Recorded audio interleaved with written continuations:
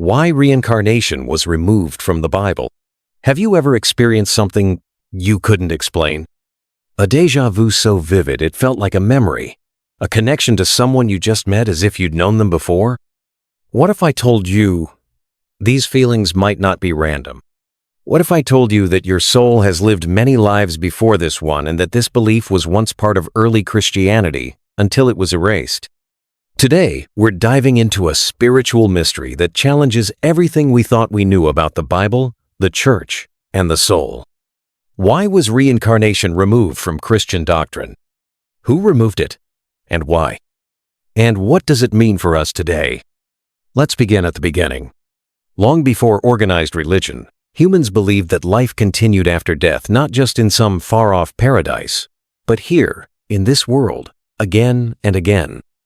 Ancient Hindus described it as samsara, the endless cycle of birth, death, and rebirth. The Buddha taught that we return until we achieve enlightenment. The Druids, the Egyptians, the Greeks, and the Maya all held variations of this belief. Even early Hebrew mystics, the foundation of Judeo-Christian traditions, preserved whispers of the soul's journey through multiple incarnations. In the Jewish mystical text Zohar, it says, "All souls are subject to reincarnation. They must re-enter the wheel of life until they fulfill their destiny." This wasn't just a poetic idea, it was a cosmic law, a spiritual principle. Reincarnation was seen not as punishment, but as grace, a way for the soul to evolve, to experience, to learn. So where did this belief go? Let's go back to the earliest followers of Jesus. Before the Church, before the Bible was canonized, there were many different Christian communities. Many of them were mystical, contemplative, and esoteric. Among them were the Gnostics, who believed the soul existed before birth. They taught that the world was a place of spiritual initiation, and the true teachings of Christ were about awakening, not just worship. But there's one early Christian thinker whose name keeps coming up in this conversation: Origen of Alexandria. Origen was one of the most influential Christian theologians of all time. He wrote over 2,000 works and believed deeply in the pre-existence of the soul. He taught that every soul was created pure. Based on its choices, it fell into matter. Through successive lifetimes, it could rise again to reunite with the divine. In his own words, "The soul has neither beginning nor end. It passes through many lives until it becomes pure enough to return to God." And he wasn't alone. Other church fathers like St. Jerome and St. Gregory of Nyssa hinted at reincarnation, or at least the soul's pre-existence. So, how did these teachings vanish? This is where things turn from spiritual to political. In the 4th century, Christianity went from a persecuted mystery religion to the official religion of the Roman Empire. And when politics enters the realm of the soul, truth becomes dangerous. In 553 AD, during the Second Council of Constantinople, Emperor Justinian, not a theologian, but a ruler, declared Origen's teachings heretical. This included the idea that the soul existed before the body, the idea that souls return again after death. Officially, these teachings were erased from doctrine. But many historians point out something strange. The Pope at the time didn't even attend the council. Many bishops disagreed with the decision. Yet the ban was pushed through by imperial force. Why? Because reincarnation empowered the individual. If people believed in multiple lifetimes, they wouldn't fear eternal damnation. They wouldn't depend solely on the Church for salvation. They might seek inner truth over outer obedience. And so, over time, these ideas were buried. But even though they were removed from doctrine, traces remain. Let's look at some strange passages. In Matthew 11:14, Jesus says of John the Baptist, "And if you are willing to accept it, he is Elijah who was to come." Who was Elijah? A prophet who had lived centuries earlier. Was Jesus suggesting that John was Elijah, reincarnated? In John 9:1-2, as Jesus passes a man born blind, his disciples ask, "Rabbi, who sinned this man or his parents that he was born blind?" That's a strange question. How could a man sin before being born, unless his soul existed before? Modern interpreters explain it away. But the logic only fits if reincarnation was part of the worldview. In Galatians, Paul writes, "Whatever a man sows, that shall he also reap." Is this simply a moral warning, or a reference to a deeper karmic cycle? So far, we've seen that reincarnation wasn't just an Eastern idea. It was part of early Christian mysticism. It was taught by key figures, then removed by power structures. But here's the twist. Some of the most mysterious banned texts, like the Gospel of Thomas, the Gospel of Mary, and Pistis Sophia, contain clear references to the soul's journey through many lives. And they're beginning to surface again. In Part 2, we'll explore those forgotten scriptures, the mystical vision of Jesus you were never taught, and how ancient wisdom survived in secret all the way to today.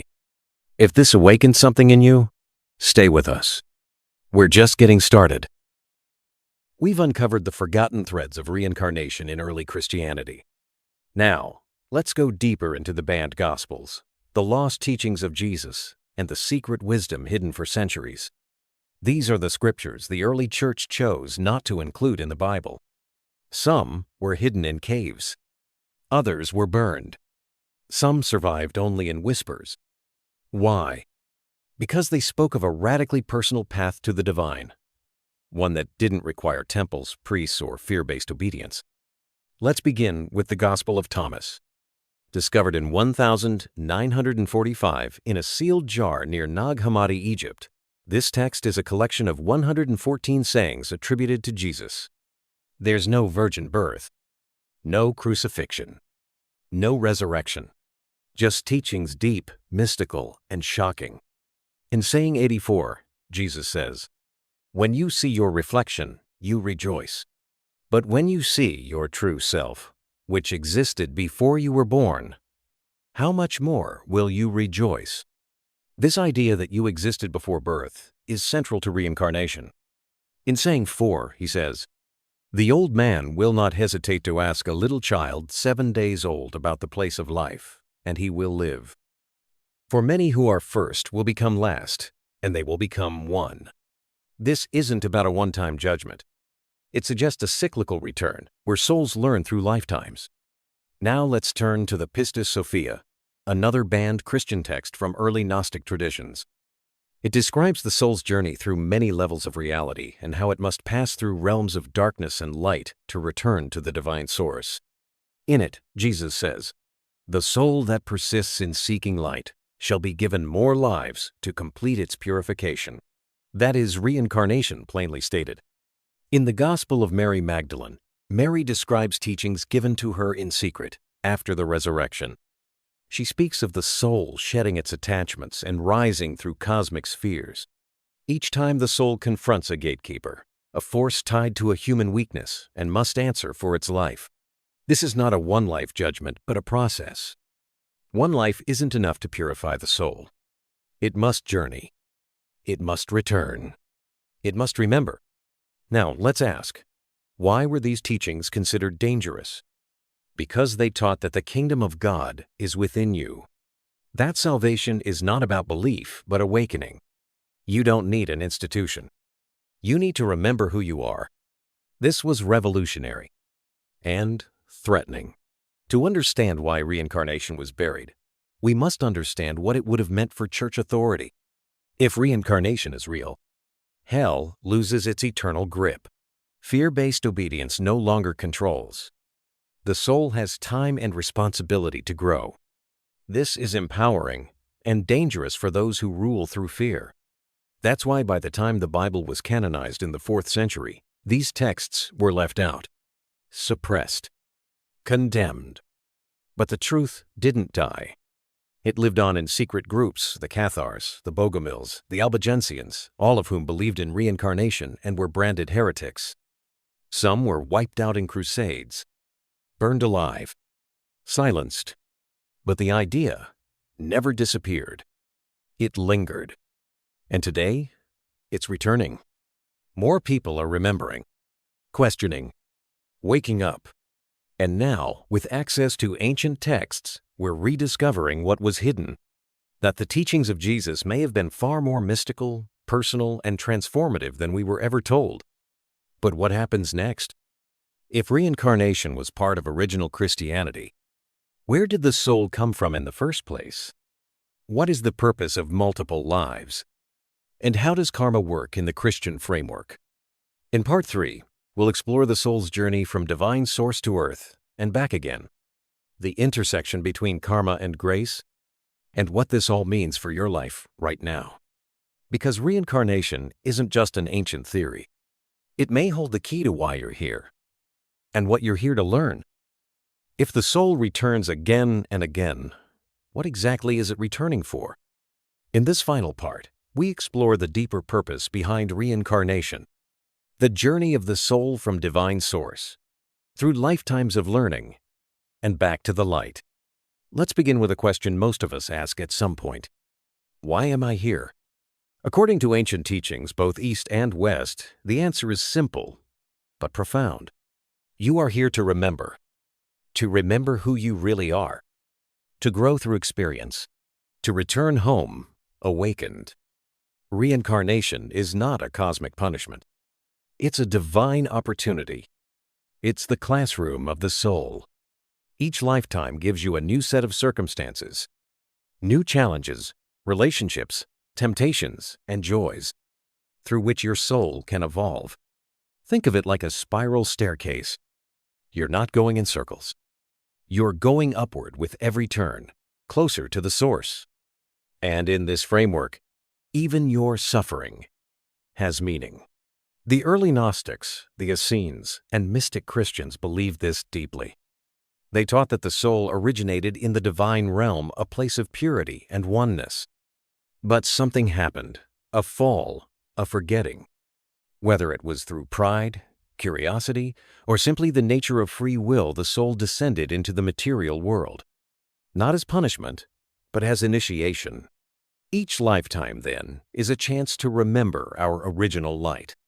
This is where karma comes in, not as vengeance, but as balance. The law of cause and effect. What you sow, you reap, not to punish, but to teach. In this way, karma is the divine intelligence of love in motion. The Bible echoes this idea, even after reincarnation was suppressed.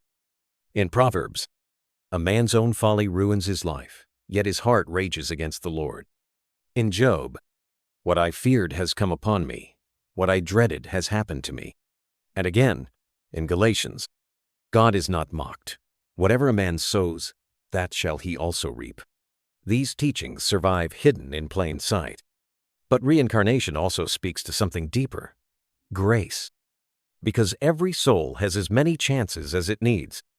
Not just one lifetime to get it right or be condemned forever, but many. Like a loving parent giving their child endless chances to grow, the divine gives the soul all the time it needs. This is a message of hope, of compassion, of spiritual responsibility. Now let's look forward, because reincarnation isn't just about the past. It's about now. Why are you here in this life, right now?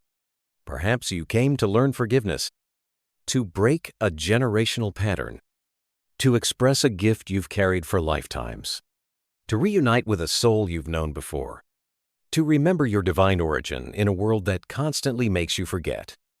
Every interaction, every challenge, every longing you carry may hold clues to your soul's mission in this lifetime. And the more you become conscious of it, the faster your soul evolves. This is what the mystics call awakening. And it's what Jesus meant when he said, "The kingdom of God is within you, not after death, not in some far-off heaven, but here, now, within." So, where does this leave us? It leaves us with a truth that has been hidden but not destroyed. A truth that lives in you. That your soul is ancient. That you've been here before. That you will return. Until you remember what you came here to know. And when you do, you no longer live in fear. You no longer blindly obey. You become a conscious participant in the divine unfolding of your own destiny. And maybe, just maybe, you begin to live this life not as a test, but as a gift. So perhaps the real question isn't, why was reincarnation removed from the Bible? But rather, why is it returning now? Because humanity is waking up. Because fear is losing its grip. Because the soul remembers what the mind forgot. And now, maybe it's your turn. To remember. To awaken. To live with purpose. Because you've been here before, but this time, you're ready.